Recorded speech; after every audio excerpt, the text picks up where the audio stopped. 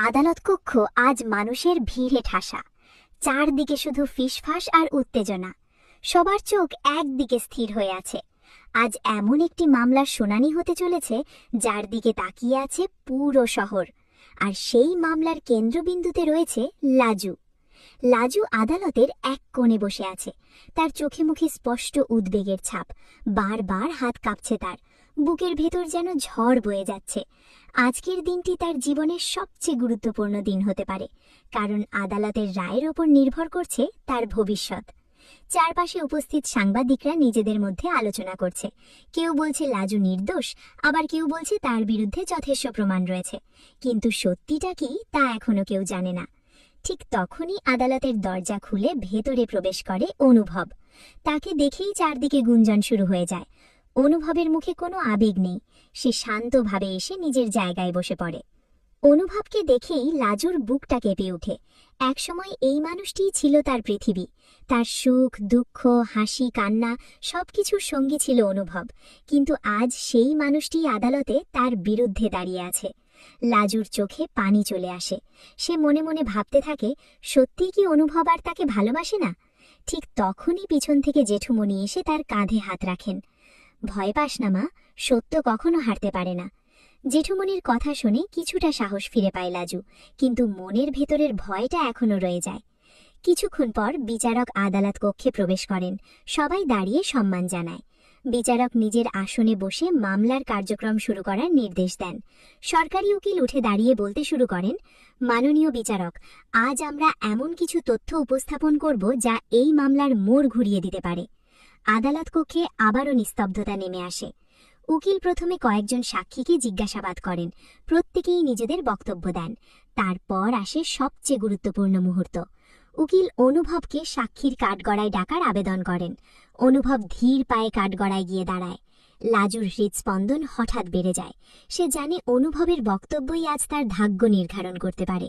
উকিল অনুভবের দিকে তাকিয়ে প্রশ্ন করেন, আপনার আপত্তি থাকা সত্ত্বেও লাজবন্তী দেবী কি আপনার বাড়িতে আপনার সঙ্গেই পৌঁছে গিয়েছিলেন? প্রশ্নটি শুনে পুরো আদালত নিস্তব্ধ হয়ে যায়। সবাই অনুভবের উত্তরের অপেক্ষা করতে থাকে। অনুভব কিছুক্ষণ চুপ করে থাকে। তার চোখ একবার লাজুর দিকে যায়। লাজুও তাকিয়ে থাকে তার দিকে। সেই দৃষ্টির মধ্যে যেন হাজারো না বলা কথা লুকিয়ে আছে। এক মুহূর্তের জন্য মনে হয় অনুভব হয়তো সব সত্য বলে দেবে, কিন্তু না। পরের মুহূর্তেই অনুভব বলে ওঠে, হ্যাঁ। শব্দটা খুব ছোট ছিল, কিন্তু তার অভিঘাত ছিল ভয়ঙ্কর। লাজুর মনে হলো যেন তার মাথার উপর আকাশ ভেঙে পড়েছে। সে বিশ্বাসই করতে পারছিল না যে মানুষটি একদিন তাকে সারা জীবন পাশে থাকার প্রতিশ্রুতি দিয়েছিল, আজ সেই মানুষটিই তার বিরুদ্ধে কথা বলছে। লাজুর চোখ দিয়ে অঝরে পানি পড়তে শুরু করে। সে কান্নায় ভেঙে পড়ে। আদালত কক্ষে উপস্থিত সবাই অবাক হয়ে তাকিয়ে থাকে। জেঠুমণি ছুটে এসে তাকে সামলানোর চেষ্টা করেন, কিন্তু লাজু যেন নিজেকে সামলাতে পারছে না। তার মনে একটাই প্রশ্ন ঘুরপাক খেতে থাকে, অনুভব কি সত্যিই তাকে আর ভালোবাসে না, নাকি এর পেছনে অন্য কোনো কারণ আছে?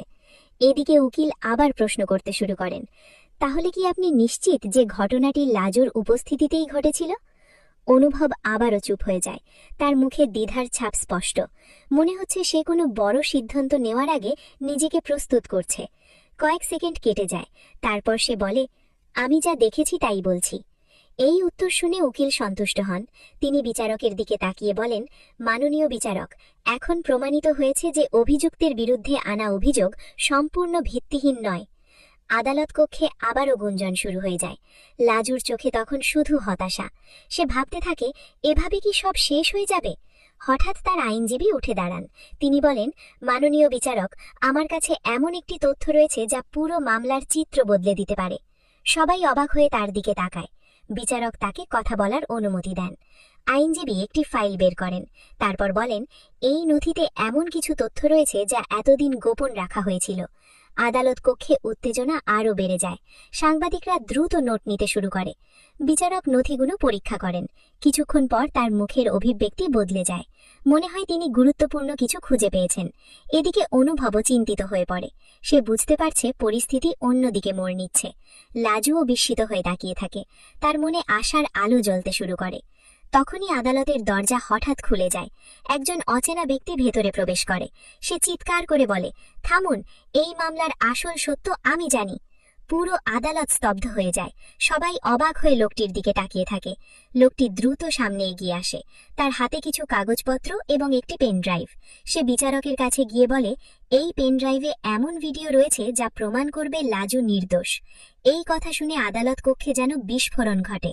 সাংবাদিকরা উত্তেজিত হয়ে ওঠে। লাজুর চোখে নতুন আশার আলো দেখা যায়, কিন্তু অনুভবের মুখ ফ্যাকাশে হয়ে যায়। কেন? সে কিছু জানে, নাকি এমন কোনো সত্য সামনে আসতে চলেছে যা এতদিন সবাইকে অন্ধকারে রেখেছিল? বিচারক পেনড্রাইভটি আদালতের প্রযুক্তি কর্মকর্তার হাতে দেন। ভিডিও চালু করা হয়। পর্দায় যা দেখা যায় তা দেখে সবাই অবাক হয়ে যায়। ভিডিওতে স্পষ্ট দেখা যাচ্ছে ঘটনার সময় লাজু সেখানে উপস্থিতি ছিল না, বরং অন্য একজন ব্যক্তি পুরো ষড়যন্ত্রটি পরিচালনা করছিল। আদালত কক্ষে মুহূর্তের মধ্যে পরিস্থিতি বদলে যায়। লাজু কান্না করতে করতে বসে পড়ে।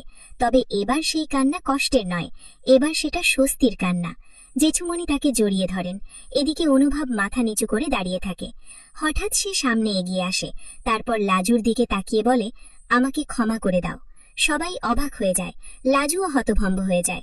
অনুভব কাঁপা গলায় বলতে শুরু করে, আমি তোমার বিরুদ্ধে যেতে চাইনি, কিন্তু আমাকে বাধ্য করা হয়েছিল। আমি জানতাম না সত্য একদিন এভাবে সামনে চলে আসবে। লাজুর চোখে আবারও পানি চলে আসে। সে বুঝতে পারে অনুভব এখনো তাকে ভালোবাসে, কিন্তু পরিস্থিতির কারণে সে সত্য বলতে পারেনি। বিচারক সব প্রমাণ পর্যালোচনা করার পর রায় ঘোষণা করেন। অভিযুক্ত লাজুকে সকল অভিযোগ থেকে মুক্তি দেওয়া হলো। এই কথা শুনে আদালত কক্ষে উপস্থিত সবাই হাততালি দিতে শুরু করে। লাজুর চোখ বেয়ে আনন্দের অশ্রু গড়িয়ে পড়ে। তার দীর্ঘ লড়াইয়ের অবসান ঘটে। অনুভব ধীরে ধীরে তার সামনে এসে দাঁড়ায়। দুজনের চোখে তখন শুধু আবেগ, কোনো কথা নেই, শুধু নীরবতা। কিন্তু সেই নীরবতাই বলে দেয় হাজারো কথা। তাদের ভালোবাসা আজ কঠিন পরীক্ষার মধ্যে দিয়ে গেছে। ভাঙনের মুখে দাঁড়িয়েও শেষ পর্যন্ত জয় হয়েছে সত্যের। আর প্রমাণ হয়েছে, সত্য যতই লুকিয়ে থাকুক না কেন, একদিন না একদিন তা সবার সামনে এসেই যায়। তবে এখানেই কি শেষ, নাকি নতুন কোনো রহস্য অপেক্ষা করছে লাজু ও অনুভবের জীবনে? সেটা জানতে হলে অপেক্ষা করতে হবে আগামী পর্বের জন্য। ভিডিওটি ভালো লাগলে লাইক দিন, শেয়ার করুন এবং আপনার মতামত কমেন্টে জানান। নতুন নতুন টান টান উত্তেজনাপূর্ণ গল্প পেতে চ্যানেলটি সাবস্ক্রাইব করতে ভুলবেন না। ধন্যবাদ সবাইকে।